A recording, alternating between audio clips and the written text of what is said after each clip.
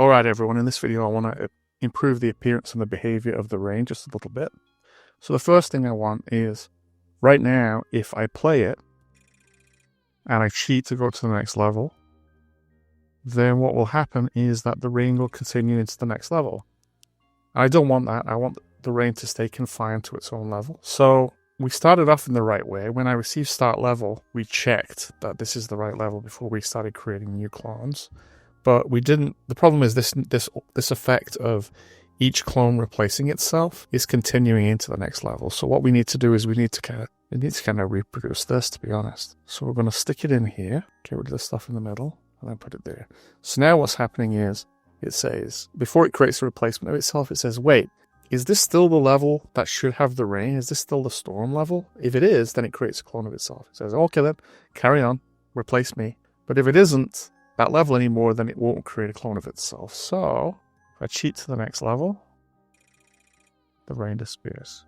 Okay, but I actually want to do a little better than that. Rather than just have the rain all dry up all in kind of one last band that kind of passes through, which is what happened. I want to make it slacken off gradually like real rain does. So I'm actually going to change this a little bit. I'm going to get rid of this and I'm going to instead write something else. It's going to play the same role but in a little bit more of a gentle fashion, not so abrupt. I'm going to check whether pick random 1 to 30 is less than background color. And so you might say, well, wait, what's background color got to do with it?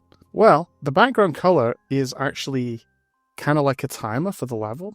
If I just hit play, you'll see that the background color is going down, and it goes from 200 down to 1. And when it gets to 1, that's pretty much the end of the level. And so what happens is this acts like a timer for the whole level. And I know that when that timer gets down to about 30, we're about, we're not far away from the end of the level. So we're 30 beats from the end of the level. So what this does is it says it picks random 1 to 30. And if it's less than background color, well, right now it's going to be less than background color. Anything from 1 to 30 is going to be less than 125.